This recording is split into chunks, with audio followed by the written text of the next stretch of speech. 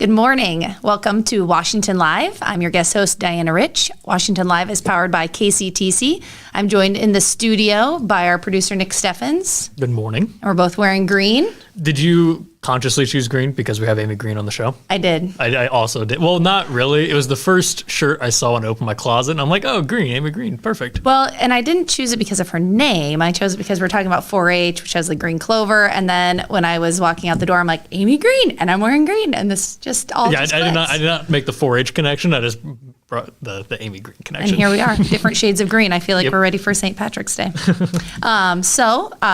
Later our guest will be Amy Green, the 4-H and youth coordinator. Excited to talk to her about the exciting things going on in 4-H and some events that they have coming up this spring.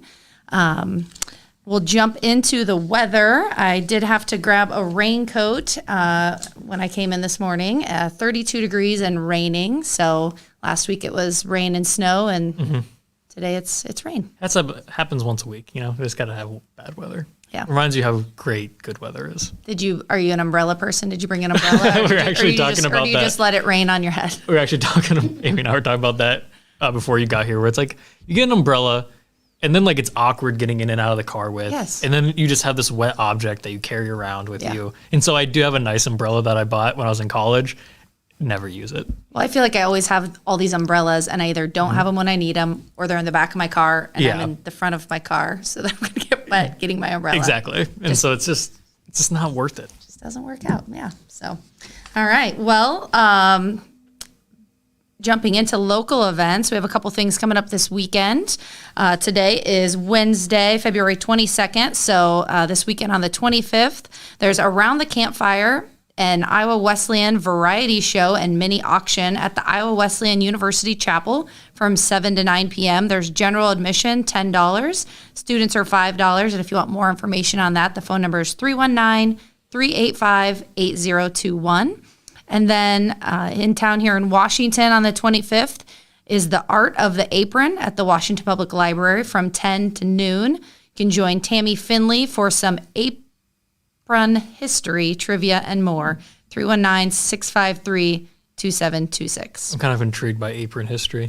I know. Well, I got a little bit nervous because it said the Art of the Apron, and then as I read the apron history, it says apron with an M. So then I was like, is this apron or apron? So anyways, apron history. Sounds like fun. All right. Jumping into the police report. 11 traffic calls, 6 warrant arrests, 5 animal complaints, 4 calls for theft, 3 animal complaints, 3 for burglary, 6 sex offender checks, 2 fire calls, 2 hang-up 911 calls, those have been popular lately, 2 all other offenses, 2 assist other agencies, 2 suspicious activities, and then several single calls for a total of 54. The highlight, there's a theme in the first couple of highlights. They're all, I assume, connected. Oh, yes. Okay. Caller reports a burglary in Washington. Caller reports a subject with a white hooded sweatshirt attempted to get into their truck in the night. 109 responded, under investigation, and report filed. Jumping into the next one, suspicious activity. Same neighborhood in Washington. Caller reports seeing a subject on their Ring doorbell who was wearing a white hoodie came up to the front of the residence in the middle of the night. 109 spoke with the caller, and it was documented. At this point, reading through the police report, I'm like, this is the worst burglar ever. You're wearing white in the middle of the night, and you're 0 for 2. But then the next one. All right, so leading into the next one. A burglary. Caller reports a burglary that happened sometime in the night. They do have a few missing things. 109 responded. So he's batting .333. Nothing about the white hoodie, though. But it's like the house over. Right. And then. Oh, man. That's too bad. Yeah. Then, actually, same neighborhood. I was going to say, then around the corner. Burglary residential. Deputy advises he received a report from a subject about an attempted break into their residence. 109 responded, photos taken, report filed. So he's batting .250. Lock your doors, people. Yeah. Especially if you live in that neighborhood. Well, and that neighborhood should feel pretty safe because everyone was making the calls and doing the right thing. That's and true. Trying to crack down on whatever's going on in the neighborhood.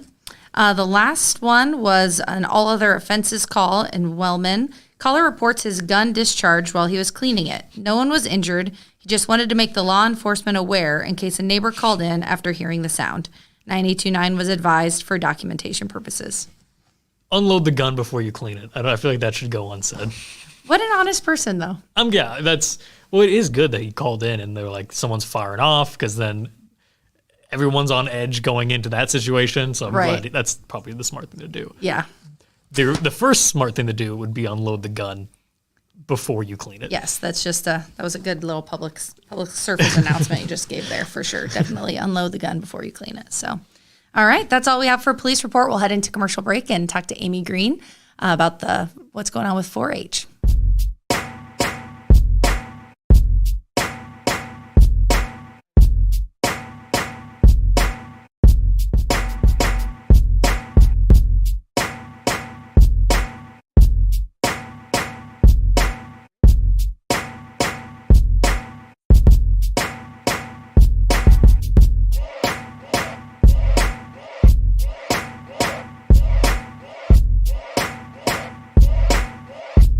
Federation Bank is a locally owned bank providing award-winning customer service. We believe that we are more than just a federation of banks, but a federation of communities, serving Brighton, Richland, Wellman, and Washington, Iowa. Federation Bank's highly skilled staff is here to make sure you are able to accomplish your personal and professional goals, whatever they may be. Federation Bank, your family bank. Hospice isn't a place, it's a type of care that focuses on living. Servicing a 7-county area, the Hospice of Washington County staff of nurses, social work, hospice aides, spiritual and grief support, volunteers, music and massage therapists are able to provide free end-of-life care where the patient lives. We write wills, give consent for organ donation, but rarely is there a plan for what we would want the final phase of our lives. At Hospice of Washington County, we encourage our patients to be in charge of their healthcare decisions while maintaining quality of life. Family owned and operated by Andy and Sarah Ross, Ross Auto has been your vehicle repair and maintenance headquarters since 1935. We specialize in all makes of cars and light-duty trucks. With our variety of available services, let us help you keep rolling and your vehicle operating efficiently. Services include general auto repair, alignments, brakes, fuel injection, and more. Schedule your appointment today at 319-653-5656. That's 319-653-5656. Hey, Amy, why shouldn't you write with a broken pen? Why? Because it's pointless.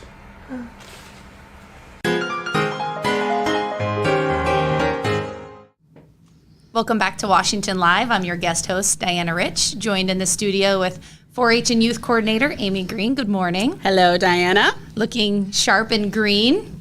Thank you. Looking proud in your 4-H shirt. Always, yes. And I know you heard, but Nick and I are wearing green in support of Amy Green and the 4-H. Absolutely. I give you guys extra credit for dressing appropriately today. Thank you. Appreciate it. How are you doing today? Good. Despite the rain and the cold and potential snow coming. Good. Pushing through. Yeah. All right. Very good.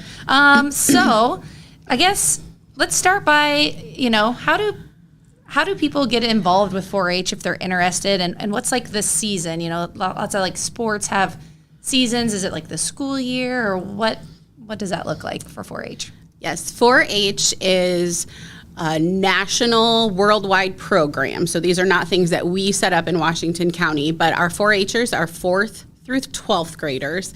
It's an all-year program.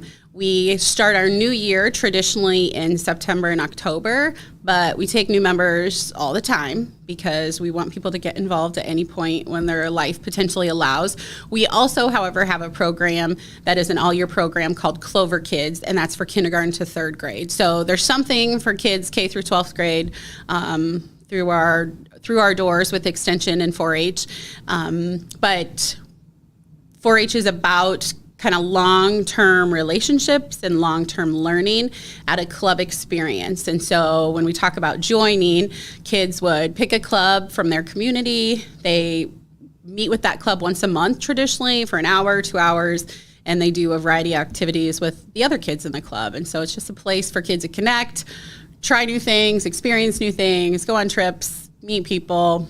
And then very popular people usually are connected to the county fair. And so that's kind of the end of our season. We start in September, and any of the learning projects, fun things they want to showcase, that's what the fair is all about. Come, show off the goods, and people get to come and celebrate with them. And so that's kind of the end of the year. Awesome. Yeah, very long season, long year. So how many kids are enrolled in 4-H currently in Washington County? Yeah, Washington County has a very strong program. We have almost 400 4-H'ers, and we have 190 some Clover kids. So we are one of the largest programs in the state. And we can only do that when we have grown-ups who are willing to volunteer, in all honesty. So we're getting to a place now where we can't have more little kids until we have the grown-ups. And so we're working hard to make sure people who work well with kids and kind of have a specialty that they can share with them are getting involved with us too. Awesome. So if people are interested in volunteering, they just reach out to you at the extension office? Yeah. Or if you know of good people, tell me and I will hunt them down. Like go. I'm about hunting people down too. Amy will find them. Yeah. Awesome. Well, I have a second grader who's involved in Clover Kids, and then a fifth grader, he's in 5th grade now, and he's involved in 4-H. And I know that they both have awesome leaders, and they love going monthly and doing these, fun activities and going places. And so I know that that's been an awesome opportunity for them. And because, like you said, because people volunteer to lead those things, and because great people like you coordinate it all. So yeah, they are in some really good clubs, and I love, our clubs are all very different, and they're kind of driven based on what the leaders are good at or what the kids are really interested in. And so it's fun for me just to grab on their shirt tails and also see what are all these clubs doing every month and how they're all so different. And I just get to kind of enjoy all of them from the sidelines. So we have a lot of good people doing good things. that's awesome. Very good. So I guess what kinds of things what kind of events does 4-H have coming up? I know you mentioned several things kind of going on. What kinds of things can people look forward to? Yes, we are. This time of year, we start really kicking off some of our project areas. So for our 4-H'ers who know we're going to be involved in this project, they start watching for workshops that they can come and learn more. Last night, we had a swine workshop. So kids who are thinking about showing pigs, they came, got some questions answered, got excited about picking pigs and starting that project. But 4-H is not all about animals and not all about living on the farm. So we have other workshops that kids are able to participate in. We're working on some of our workshops in April, which will be some photography things, some floral arrangement things. So we're always planning what's to come. Very soon in the near future, next weekend, we have our winter fair. And this is a nice dinner out, and it's in the winter when people aren't busy doing chores and running around like crazy at the fair, and you don't have time to maybe enjoy yourself. But it's a adult-only event, actually. And so parents are invited. Any community members invited. We're having that dinner at Lebowski's next weekend, March 4th. And we have a dessert auction. Several of our kids are making some fancy desserts to auction off, and so it's a night just to enjoy social time without chores, basically. Very cool. And if people want to attend that, do they buy tickets in advance, or do they show up at the door? Yes, we're looking to finalize numbers this week still, so there's still a couple days. Give us a call at the extension office. We can get people tickets for that. Social hour we have set to be at 6 out at Lebowski's, meal at 7, dessert to follow. So last year we had a packed house, and it was fun just to relax with your friends. So we encourage people, grab a group and join us. Awesome. And if I can't come that day, but if I could come, what would somebody wear to that? Do they have to get all fancy? Can they wear jeans? What's the vibe?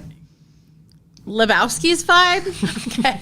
So I think that anything goes. It's casual. It's casual. It is not fancy, but if you need to be fancy, you could, and nobody would judge, and they'd be welcome. But I would say majority probably have jeans and some sort of shirt. Shirts are required. Yeah. No shoes, no shirt, no service? Exactly. Okay. Always applies. All right. Well, that sounds exciting. Very good. What else you got going on? We are also excited. April seems like a long ways away, but it's not, because we're doing a lot of preparations for our annual 4-H pancake breakfast. And that is a great time where our clubs divide up the work shifts and divide up the duties. So all of those members potentially your own children will be coming to serve pancakes, clean up the trash, pour chocolate milk, whatever it might be. But we serve between 500 and 700 people on the fairgrounds. And it really, for me, on that day is like, oh yeah, we're getting ready for fair. All these people are here, and we cross our fingers it's good weather. So we're excited to be out and running around and people standing in line for pancakes, and it's all good. So we're getting ready for that. That's April 22nd is the big date. Also on that day is a cattle show on our fairgrounds. Our 4-H County Council, those are high school kids. They are working really hard to plan this cattle show event, and we've had this for, I think, 15 years now, and about 100 exhibitors come from across the state to be a part of the show, and so it brings a lot of visitors to our grounds. And getting cattle in the show ring, we have lots of our own local kids who it's a good test run and kind of a practice run, and get out there and put the animals on the trailers and take them to crazy sounds and kids and all those kind of things. So again, the fairgrounds really just comes alive on that day. That's awesome. I know the pancake event is one of my favorites, because who doesn't like to go eat pancakes and sausage and eggs for breakfast and see different people, especially coming out of those winter months where you feel like you've kind of hibernated and not seen as many people out about, and having all the kids there involved. That's always fun. There's a lot of sit and eat more pancakes and eat more sausage and talk to this person, and then new people come to this side of you, so you sit again and have another round. So we love to see people just hanging out and talking and connecting, like you said. Yeah. And you guys do a good job of advertising that too. I always see like the signs around town as it gets closer that you guys put up, so everybody knows where they can get breakfast on that Saturday. You got to be hungry on a Saturday morning. So we do offer to go and drive up. So if you have a bunch of high schoolers that sleep in your basement, you can come load up, take pancakes home and surprise them, whatever. No excuses. We've got an option for all customers. Nick, mark your calendar. I feel like you should come to Washington, eat pancakes on that day, and then go shop at Boxcar Treasures. Yes, I do need to do that. You said you like to antique on the weekend, so we need to get you back to I Washington. love a pancake sausage egg. And you love to. I'm actually very hungry right now, so. And you'd like to drive to Washington 6 days a week sometimes instead of just 5. Sometimes I just feel like, this isn't enough. I really want to spend another like $10 in gas and to get up here. Yeah, there you go. It. Yeah. That's the spirit. All right, so pancakes. We got the dinner at Lebowski's coming up, and like you said, April's right around the corner, which is really scary. March is next week, and then comes April. So what else is going on? We do a lot in March too. We have an event we call the 4-H Fire Up, and everyone leaves fired up and excited for 4-H, but it's really geared for our new members and helping them digest, okay, we've been around for 6 months-ish. Now what? Now what should we be doing? And people talk about fair, and now what? Now what should we be doing? And so it's another opportunity for kids and their parents who they need the information to will come and learn the lingo, learn the deadlines, realize some things that they can participate in. And so that's really fun for me to get to meet some of the new families and hear their questions. And this year I have a 4th grader, so I have a 4-H'er for the first time. And so I'm kind of putting on a new hat to realize this is what it's like to be a 4-H parent. And so hopefully I'll get better at my job too, learning a few more things. Has Adrienne started working on her projects? She has started working on a presentation for her club, actually, and she didn't need any input from me. So I was slightly offended and also slightly proud because she had it under control. So good for her. That's great. We attended the Fire Up, or the 4-H Fire Up, last year, and that's plug for anybody who's new to 4-H. I mean, great opportunity, because it is overwhelming. Like you said, I mean, people think 4-H and they think animals, but there's so many things that kids can get involved in, and to go there and kind of learn and see other people's examples from the past and talk to the other 4-H students. It was just eye-opening for me, because I wasn't in 4-H growing up, and now that I have 4-H'ers, trying to maneuver. So first generations, we like that. And I remember your son had an outstanding project, and it was about poop, and you can do any kind of project. It was useful poop on the farm, but it was great. I saw it at the fair, and a toy display of manure pumping. So they're very, very proud of their dad's work. And and I think it was just an excuse to buy new toys and then put them on a display to play with later. But it worked out. However works. Double dip, I think that makes a lot of sense. And I do really encourage 4-Hers and also their parents, because a lot of times 4th graders need support on their projects, but encourage them, like, what are things you love already? What are you doing already? You already kind of know about manure pumping, but let's teach the rest of the world. And so he made that display to teach the rest of the world and could enjoy it and learned a little bit too, a little bit more. Right. And so that's the idea. Like, you don't always have to come up with something brand new and totally different, but just get a little bit better at what you're already doing and share with other people your passions or things you know about. So, yeah, good point. All right. Well, let's head to commercial break. And then when we get back, we'll talk more with Amy about other 4-H and youth things going on this year. And then we'll play the birthday game. Since 1905, Kelowna Cooperative Technology Company has helped our community stay connected with the latest advancements in clear, dependable telecommunications services. KCTC provides rural Iowans with access to high-speed fiber internet, as well as phone, television, computer repair, and cybersecurity solutions. We're also proud supporters of local organizations and area schools within the community. KCTC, keeping Kelowna connected. At the Capper Auto Group, we put our customers' needs first and understand that everyone is as different as the vehicle they select. We offer new Ford, Chevrolet, Buick, GMC, Jeep, Chrysler, Dodge, and Ram vehicles in a friendly environment that puts you in the driver's seat.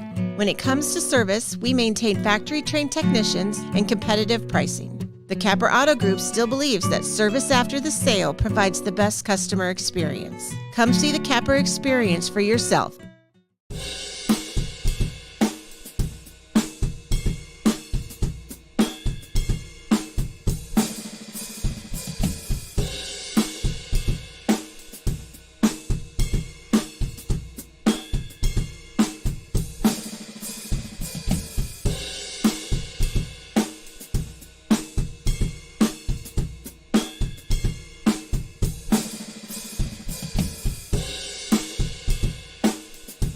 Tammy takes the time and has the personal interest in each one of us. I don't worry about what's going to happen because I know my policy is taken care of. She pulls what I need and puts it together, which is the program I get from her. Every year she calls around September or so and says, there's changes again, and I'm going to do the best thing for you. It's been perfect. She does a great job. Welcome back to Washington Live. I'm your guest host, Diana Rich, joined in the studio by 4-H Youth and Outreach Coordinator, 4-H and Youth Outreach Coordinator, Amy Green. That is correct. My words were kind of getting stumbled there. So we talked a little bit before the commercial about 4-H, how people can get involved, how people can volunteer, some exciting events that you guys have coming up. Let's talk about the second part of your title or your job, the Youth Outreach Coordinator. What kinds of things do you have going on for that, or what does that encompass? Yeah, I really love that part of my job because it helps me get to reach kids and know kids who aren't in our program, who didn't get signed up and make the deadlines and pay the fees and do all of the things, but these are all the other kids in the world. And so that looks different, or is a lot of different activities, I guess, throughout the year. One of my favorite, we didn't get to have this year, was the Fish On Ice Fishing Clinic. Yes. That's open to the public.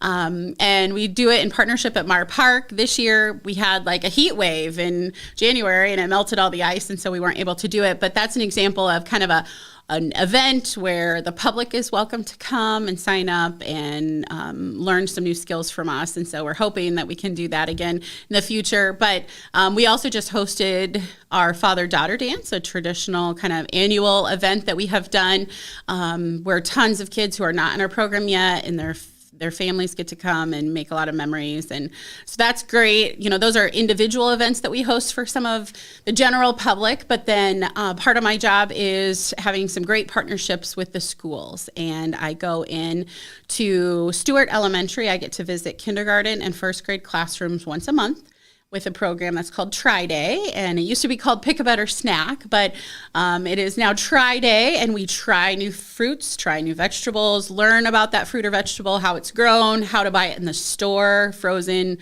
fresh in a can. They see all the examples. And then the best part is they get to try it. So I'm the snack lady, and they love that when I'm there and I bring their snacks. And we have a rule. Rule number 1 is to be brave and try something new. So we really try to stress each time, maybe you've had it, maybe you haven't had it. Are you feeling brave today? Like, you can do it. And I love this year, for the first time, I'm working in partnership with Fairway and Hy-Vee and JW's in Wellman, in Kelowna, and Wellman Foods in Wellman, to offer a coupon, like a food feature of the month. So each month, there's a special food that we're doing in the classroom, and kids get a coupon for that so they can take it to the local grocery store and get a discount too. So that's hoping that the families get to have their own try day at home and try something new or get a discount on something you're already eating. So I do that with Stewart Kids once a month, and we have a great volunteer, Becky Widmer. She's from Washington, retired, but amazing with kids, wonderful educator. She does that program for us for 2nd grade at Mid Prairie, and so they get to try day once a month as well in 2nd grade there. So that's a fun part of our outreach, and again, reaching all of those kids in that age group is rewarding, and the day where I always feel really special because they cheer when I walk in, and I give so many hugs. You feel so popular. Oh my gosh, it's great. And I'm sure their teachers just think, hey, I've been doing this all day, all year. But I love it. It's good day to be in the schools. And then I also, starting this year, am doing another outreach program with the school district in Washington with 8th grade health.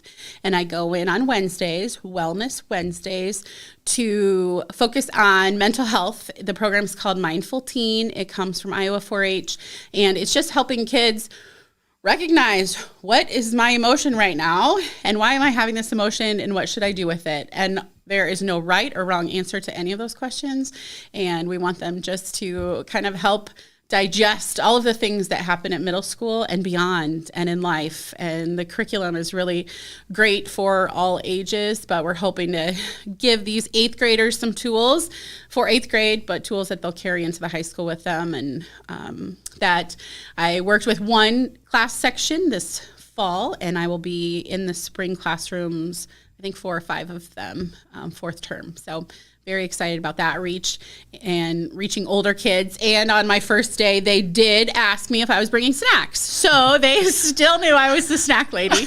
And so it's fun to see them grow up a little bit and give them something a little different. Yeah. Well, that's great that you offer that outreach service. What a great opportunity to connect with those kids and help them with those skills or those things. Going back to the try day, I have a question. Is a green bean a vegetable? Now. Wait. Why wouldn't it be? Is this too complicated of a question? This is not complicated. Okay. This is how we teach students at Try Day. Okay. And if you are speaking to an agronomist versus a nutritionist versus something else, there might be a few varieties of answers. But if the food has a seed and if the plant has a flower before the food grows, it is a fruit. So green bean plants have a flower, and then the green bean grows. So green bean would be a fruit. Okay. Well, I didn't just ask that question because it's a green bean and we're wearing greens and you're Amy Green. But last night at dinner, we had green beans. Good. And I started a new rule at my house that we're having a vegetable with every meal because we're really good at meat and potato, but we're not always good at vegetable. And I was like, it's my job as a mother to make sure we get a vegetable at every meal. So had green beans last night. And I said, okay, this is what we're doing. You're 8, you have 8 green beans. You're 10, you have 10 green beans. And Dalton, of course, is like, oh, green bean's a fruit. And I'm like, I don't care. Eat your green beans. So A+, Dalton. A+. Anyway, yes, you are right. So then I felt like the silly mom for being like, oh, I thought it was a vegetable my whole life. So, well, if you just stop to think a little bit, like sweet bell peppers, oh yeah, that's a fruit, and everyone thinks it's a vegetable their whole life. The kids are really kind of disappointed when I bring a lot of fruits because so much cucumber, technically is a fruit by that definition. And, I kind of come down to say, it really doesn't matter. Fruits and vegetables are so good for you. So let's just call it a tie. Like, you want to have 2 of these things. I don't care if you call it fruit or vegetable, but that's the true definition. Now, the definition of a vegetable then is it's the root of a plant, the stem of a plant, or the leaf of a plant. When you are eating a vegetable, you're eating a root, stem, or leaf. Did you learn something today, Nick? Yeah, I learned a lot today. Are you I'm mind blown right now? I almost don't believe you. Not to call you a liar, but well, Iowa State Extension and Outreach, research-based, will tell you. But yes, it is kind of mind-blowing. And I am so proud of Dalton for remembering now 3-4 years after his lessons. I think he was just really excited to call me out, let's be honest. So, yeah. All right. Well, anything else about 4-H and your youth outreach position that you want to share with everybody? I just encourage, if you've got kids, who maybe you see, try day, what's this about? Ask them, give them an opportunity to teach you and correct you at the table if you're willing to take that on. But that's what I really encourage them to when I'm in the classrooms especially. I'm like, I get to teach you and we get to learn together, but your parents aren't here. They're at work, they're at home doing chores. Like, go home and teach them too. So I'm really trying to empower the kids. No, you're learning good stuff. Go home and teach other people too. So, talk to your kids, see what they're learning about, see how you can incorporate it with your family too. All right, awesome. Well, thank you so much for everything you do in the Washington community and serving, the kids and the adults in the area and all the events and awesome things that you do for 4-H in our community. I really appreciate it, and it shows when my son calls me out at dinner. So very good. All right. Speaking of vegetables and fruits and food, today's National Cook a Sweet Potato Day. Is that a fruit too? Does it have a seed, Nick? Or a flower? No. Is it a vegetable? It's a root. It grows in the ground. Sweet potato's a root. I also like how it's Cook a Sweet Potato Day. There's nothing about you have to eat the sweet potato. You just have to cook it. Just have to cook it. Yeah. I cooked sweet potatoes last night in the air fryer. So that was sweet your potato vegetable fries and green beans. I didn't make the kids eat those. Oh. What? I should have. They're so good. I know. I hoard them for myself. No, they don't like them, so I just pushed the green beans. So that was all last night. But all right. Into the birthday game on that note. I believe we've changed the rules since the last time you were on, but it was half a year ago, which is crazy to think about. Okay. So the new rules is I'm going to put a celebrity whose birthday is today on the screen. You have to guess their age. If you're within 3 years, you get a point. If you get it right on, you get 2 points. Okay. And you keep track of points. And I keep track. I'm just going to guess like mad. I try my best to keep. Actually, yeah, we're going to do. First up is Drew Barrymore. Barrymore. I hope these people don't tune in to Washington Live because I don't want to be offensive. That would make my life. Shout out to Drew Barrymore right now. I really have no clue. I'm going to go 44. I know how old I am, and I'm trying to think of movies she's in. I know, that I've but seen. I'm going to go with 53. Close. She is 48. Oh. Both just missed by a few years. My first guess was going to be 49. 48. Like, she has to be Drew Barrymore, 48. Okay. Next up is, it's a small photo, I apologize, Paul Lieberstein, Toby from The Office. I have no clue at all. I'm saying. For all the Office fans that we have out there, I don't know if they exist anymore. 63. Oh, I was going to say 62, so I'm sticking with 62. Go with your gut. He is actually 56. Oh, so man. We're 0 for 2 going in. Oh, somebody. Last up is Rachel Dratch. All right. From SNL. You the first, Debbie Amy. Downer. No offense to Rachel, but she might have some bags under her eyes. So I'm going to go with 62 again. 66.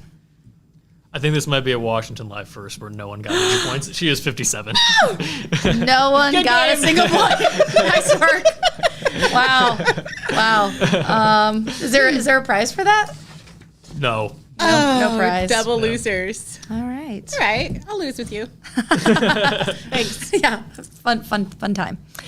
Thanks again for joining us, Amy. And thanks to everybody else for joining us on Washington Live. Please make sure to like, follow, and share. And if you ever have any suggestions for guests you want to see on the show or things you want to hear us talk about, make sure to share your suggestions in the chat below or email washialive@gmail.com. As always, if you'd like to advertise, contact Julie here at the Southeast Iowa Union via email or at 319-653-2191.